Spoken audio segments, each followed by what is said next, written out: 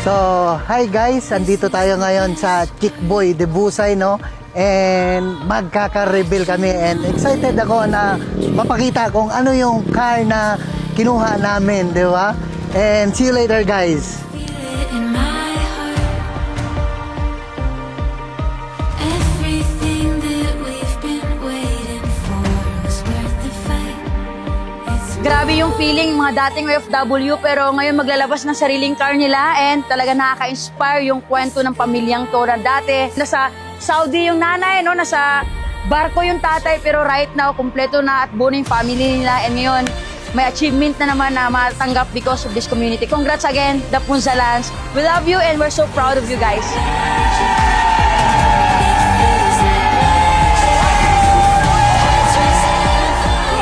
Congratulations, incredible! Congratulations, the Incredible! Congratulations, the Incredible! Sobrang proud ako sa The Incredibles kasi imagine na ilabas na nila yung car nila dito sa Elites Empire as an upline, no? Grabe, ako yung someone na nakita ko yung growth from the start because that moment po na nag-decide si Coach Kat, no? Nakauwi siya for good, nadamay niya yung asawa niya, nadala yung anak at pamilya. This opportunity kayang buuhin ng pamilya, kayang-kayang makuha dito sa Elites Empire.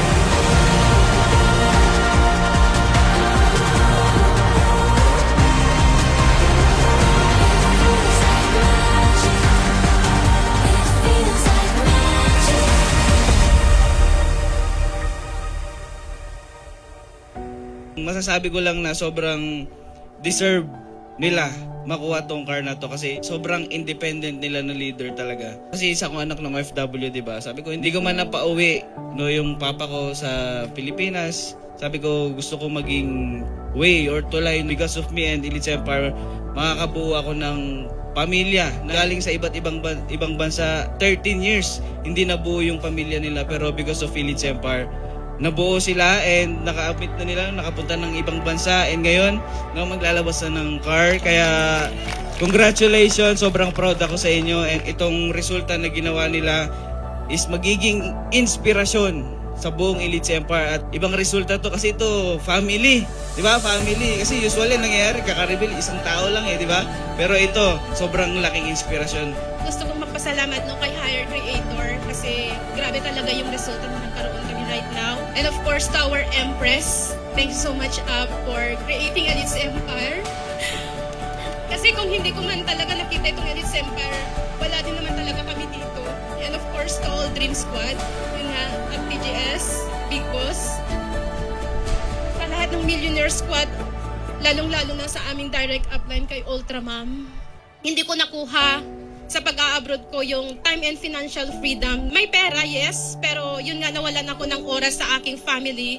But because of Elites Empire, dito ako nagkaroon ng oras para sa pamilya ko, para na din sa sarili ko, no? Kasi dati talagang trabaho kasi sabi ko sa pag-a-abroad ko makukuha, 'di ba, lahat ng pangarap ko, pero yun nga hindi ko siya nakuha. Bendo na hindi supportive sa akin before yung mag-ama ko, no, ang aking asawa saka ang aking anak kasi kalakasan ko talaga is yung family ko. Enough na sa akin na talagang sumuporta sa akin sana yung family ko.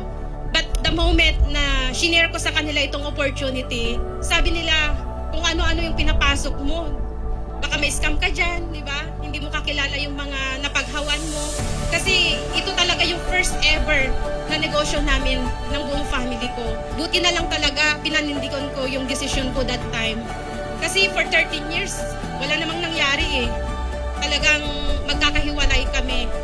And sabi ko, kung magiging successful ako dito, damay buong family ko, di ba?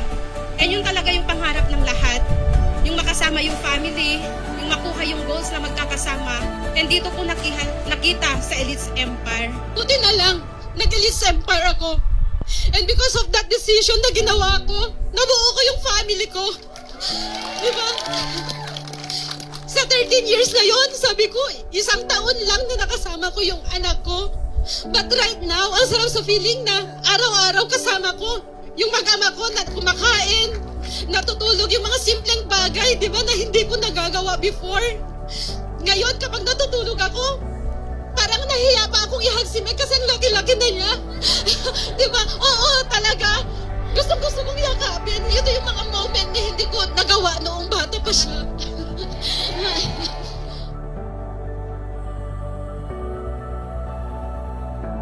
Yung feeling ko noon, hindi ko maintindihan yung masaya ka ba na malungkot ka. Kasi masaya ako kasi may pera ako eh. Pinapadalhan, gano'n. Pero yung wala sa akin talaga yung time sa family. Dati before na buhay ko is, kumbaga, hindi ako kompleto kasi wala dito yung parents ko. At early age, at young age, natuto na akong maging independent sa buhay. Yung tipong yung mga gumagawa ng mga yun is, hinahanap ko talaga is si mama. Pero wala siya dito.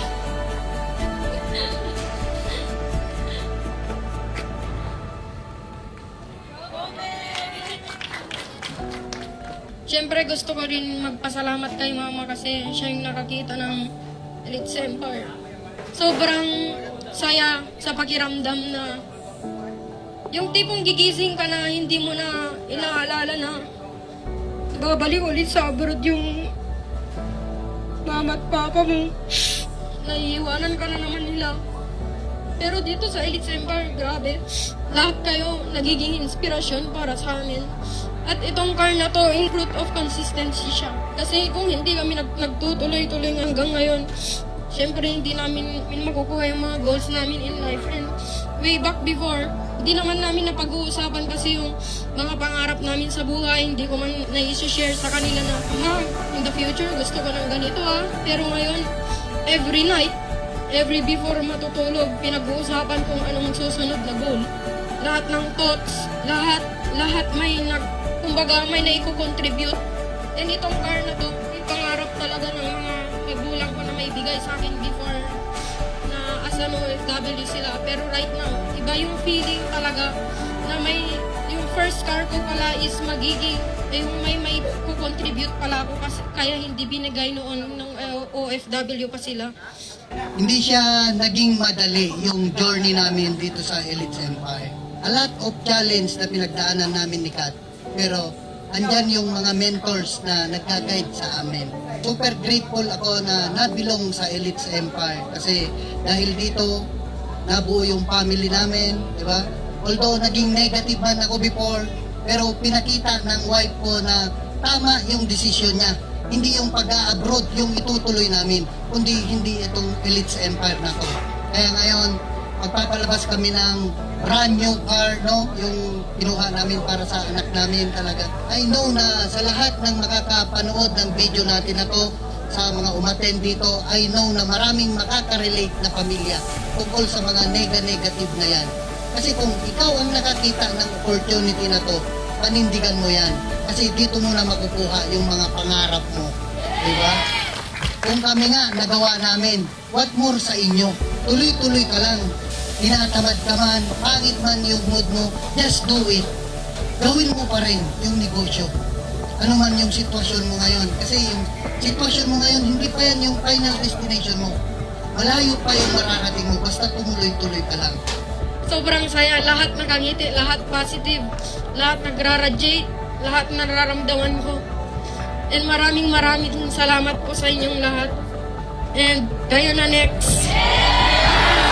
4, 3, 2,